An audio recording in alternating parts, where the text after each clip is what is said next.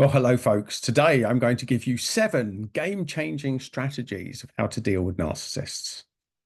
So if you're regular on this channel, then you're probably going to know a lot of this, if not all of it. If you're new to the channel, well, let's just get straight stuck into this. So the first thing that narcissists hate, they absolutely hate this, is when you can stay calm when they're losing the plot. Because part of the narcissist strategy is to rile you up, to let them know that they can trigger you at any given moment, which is why they will go the extra mile to get under your skin, to blame you for their bad mood, to make you wrong when it's all about them, to blame you for them kicking off. That is the narcissist's gift. That's their favorite game, is to start all the trouble and then blame you for something that you did. That's narcissism 101. That's something that the narcissist will do regularly. And that is a thing to be absolutely aware of, because folks, they'll always do that. And that's how the narcissist gets their energy. So the second thing is to help you with number 1. And this is self-affirmations. Part of this comes from having a better relationship with yourself. And a lot of that comes down to the self-talk that you give yourself. So this is the one that's easier said than done, but this involves you looking in the mirror and saying, look, I am wonderful. I am fantastic. I deserve the best life possible. I deserve somebody that understands me and that is easy to be with, that's understanding, that gives back like I do, that makes me feel good about myself. And part of that is you feeling good about yourself. So that self-talk, those self-affirmations, they're really, really important, especially when dealing with the narcissists. Third thing, and you've probably heard this quite a lot, is to limit contact with a narcissist. So if they're not living in the same house as you, well, there's no reason for you to be meeting up with them if they're narcissists, if they're not making you feel great. And part of the narcissist's game is to steal your energy and then big you up for doing it, for making them feel good.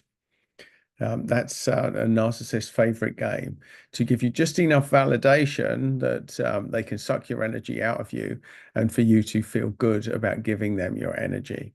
So that limiting contact is absolutely central to that. And especially the next one, the fourth strategy. This is so important for empaths, and that is stop taking responsibility for anyone else's happiness but yourself, especially for the happiness of the narcissist. That's how narcissists will steal your energy. They'll make you responsible for their happiness. They'll blame you for them being unhappy. That's the game, folks. A narcissist has no empathy. They're always going to steal. They're going to steal your energy as sure as a thief is going to steal from a bank if they're left alone within it. Like, it's a given. It's a given. There's no conscience there, folks. You're not dealing with a conscience. And that is part of the problem that comes with dealing with the narcissist. So the next thing is, and I think this is misunderstood, the fifth thing that you can do, and that is the setting of boundaries.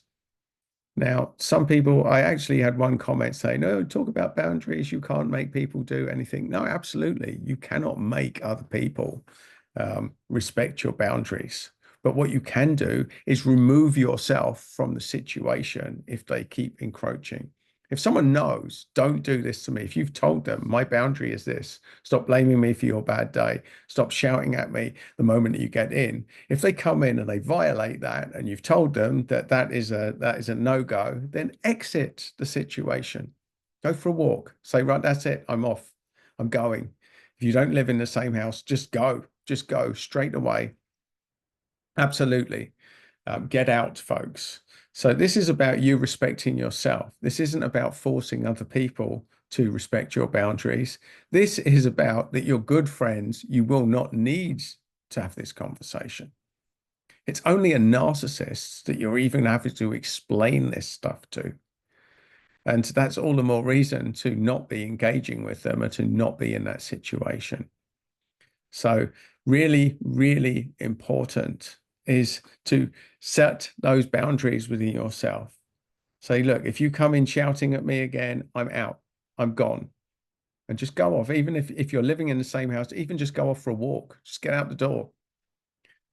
Just find a reason, just go into another room, just stop it, lock the room, do whatever it is that you have to do, but get out of that situation. So the sixth one, and this is probably the most important one of all, you've got to get out. If the narcissism continues and things have not improved, then you have to get out. There's no shortcut here, folks. There's no easy journey. And almost all of the interventions that I've had with people that have been caught in narcissistic relationships is to get out. If it's a friend or family, that's slightly easier just to say no, especially if you're not living with them. If you're not living with someone, then it's easy not to spend more time with them. It's easy not to phone them because it's you that's doing the phoning and it's your choice whether to take the calls or not. So that's easy. If you're in the same house, it's slightly more complicated. And that's where we get to the seventh and probably the most important part of the unstoppable tips of how to deal with a narcissist. And that is to get professional help. There's no substitute for this, folks. Your friends and your family can take you so far, but ultimately, sometimes you need that extra level of detached support to see things more objectively and to give you the options. And not only that, but a true professional will give you tools that will make all of these suggestions that you just get, they'll be a lot easier for you to implement. And if you're struggling in any aspect of that, then reach out to me. Let's have a chat. The odds are that I will be able to help you. But it takes a lot of commitment and it takes work from your end. I'm not a magic pill. No professional help is. This is about a collaboration, and it's going to involve a lot of strength from you and a lot of commitment in order to move through it. So there you go, folks. 7 unstoppable hints of how to free yourself from narcissism, how to get out, how to deal with it. And if you're new to the channel, then please like and subscribe, especially if you're still watching now.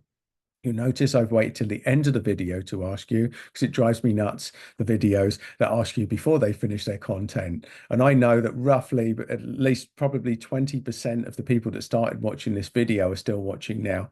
This message is for you, my friends. And that's why I'm asking now, because you're my target audience. If this message has got through to you and you're still listening now, then this is for you.